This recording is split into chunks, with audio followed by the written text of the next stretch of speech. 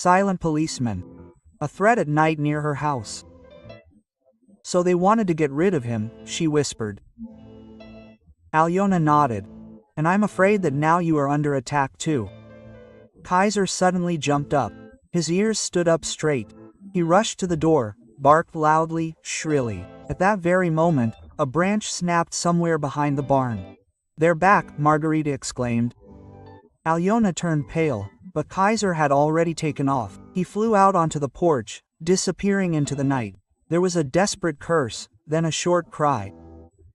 When the dog returned, its muzzle was smeared with earth, and in its teeth was a piece of cloth torn from a jacket.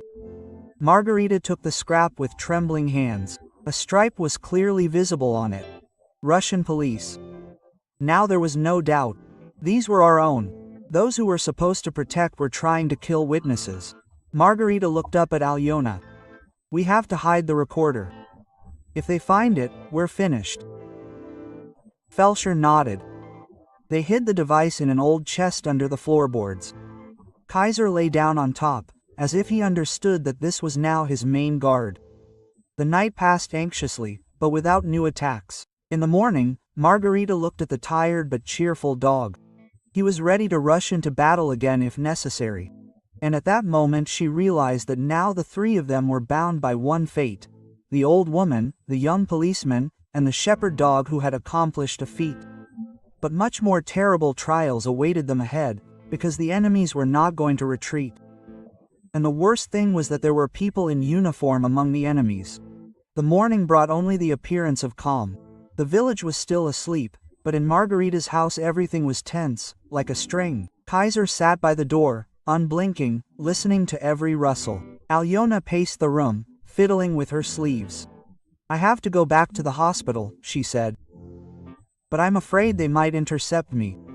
Margarita thoughtfully ran her hand over a scrap of cloth with a police stripe. That means we can't trust the locals, but someone higher up has to find out the truth. She pulled out an old push-button phone. From her time in the FSB, she had the number of an old friend, a retired colonel who sometimes helped journalists solve cases. She made up her mind. Alexei Ivanovich, this is Suvorova. I have information about an attempt on a police officer. Corruption is involved. We need a meeting, she said dryly. The answer was immediate. Place and time. They agreed to meet at the district community center in the evening, but they still had to survive until the evening. In the afternoon, a car drove up to the house again. This time, an official police Niva with a flashing light. Two men in uniform knocked politely. Citizen Suvorova, come with us, we need to give evidence.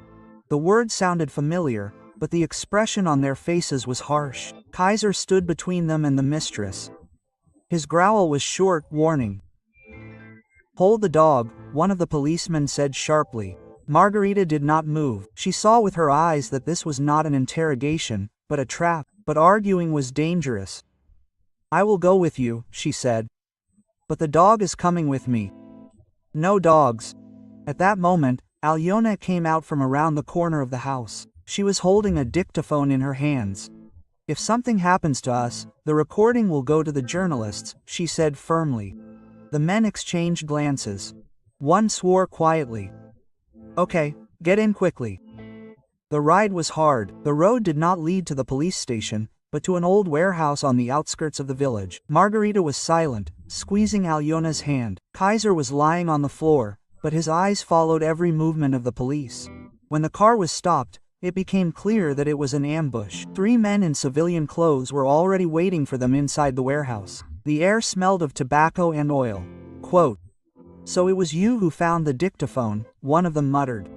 It's a pity, Granny, that you were there at all. One of the men took a step forward, but that's when something happened that no one expected. Kaiser exploded like lightning. His jump was precise. He knocked the armed man off his feet, knocked the gun away. He knocked the second man to the ground with a jerk by the sleeve. A fierce energy, created by the courage of one dog, burst into the warehouse. Quote, Run! Elena shouted. They rushed to the exit. Margarita, despite her age, felt how old forces were awakening in her. She knew that if they didn't leave now, they would simply be buried here. Brakes screeched in the street, more cars pulled up. And at that moment, the incredible happened. Policemen in uniform poured out of the doors, but others had stripes of the regional department. Quote, "Everyone freeze, the investigative committee is working," a loud voice rang out. In an instant, the situation turned upside down. Those who were preparing to get rid of the witnesses found themselves pinned to the wall by their own colleagues. A fight broke out, shouts, the clatter of boots. Margarita squeezed Alyona's hands. They couldn't believe their eyes. The uniformed police surrounded the gang and handcuffed them. One of them approached Margarita and, saluting, said, "Your dog is a real hero. Thanks to him, we were able to spot their hiding place. And thank fate that the recording fell into the right hands." Margarita caught her breath. So, Alexei Ivanovich had made it in time. He passed the information on to the regional authorities, and now the truth could not be hidden. Kaiser, out of breath but proud, sat nearby. His eyes shone as if he understood that justice did exist after all. Later, at the police station, Alyona and Margarita were interrogated as witnesses. Kaiser lay at their feet. His fur smelled of gunpowder and warehouse dust. The investigator politely thanked them. "The recording will be added to the case. But, Margarita Ivanovna, you must understand that you are now under the protection of the state. Those involved in this case will not stop." She grinned. "I have lived for 7 decades, but if fate gave me a dog that saves people, then I will fight together with him." Kaiser barked softly, as if confirming her words. That night had turned everything upside down. The corruption within the police had become obvious. Those who had tried to hide the truth had fallen into the hands of their own colleagues, and the dog's feet had become the beginning of a great struggle. But for Margarita, this was not just an investigation, it had become a personal war for Andrei's life, for Alyona's safety, for the Kaiser's honor. She knew there would be danger ahead, but for the first time in many years, hope burned in her heart. A week had passed since the events at the warehouse. The village was living its usual life. The market stalls were noisy, children were riding bicycles. The air smelled of hay. But for Margarita, every day was a new test. Kaiser was sleeping at the threshold, but even in his sleep, his ears twitched, catching the slightest noise. He had changed. Having become a hero, he seemed to realize his responsibility. Now he was not just a dog, but a protector. Andrei Orlov was still in the hospital.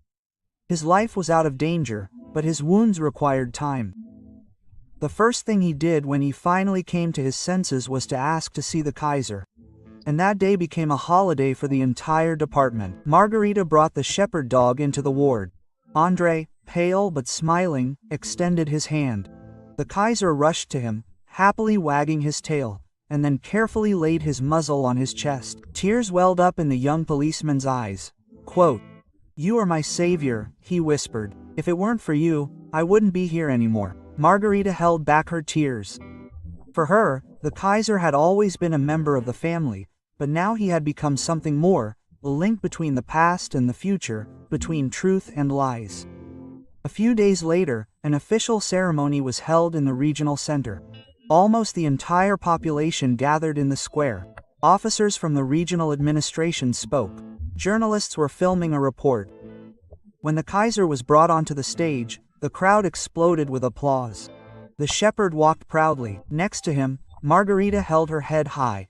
Quote, "Today we honor a real hero," said the colonel, presenting the Kaiser with a medal for saving a life. "Let this dog remind us all. Duty, honor and loyalty are not only for people." People cried and smiled at the same time. Children reached out to pet the hero. Andrei, still in a cast, stood on the stage and nodded gratefully. Alyona was there too, holding a dictaphone in her hands, a symbol of the truth that had finally won. After the ceremony, Margarita sat down on a bench near the square. She watched as people left, and the Kaiser contentedly hung around the children. Her heart was filled with a strange feeling, fatigue, pride and quiet joy. "You know, old man," she said, stroking the dog's head. "I thought my life was over, but it turned out that everything was just beginning."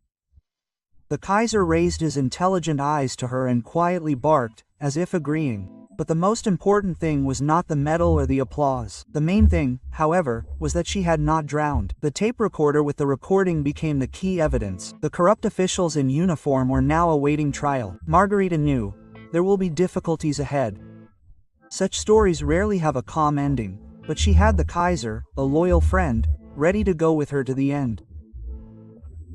And there was hope that young people like Andre and Alyona could build an honest future. The sun was setting.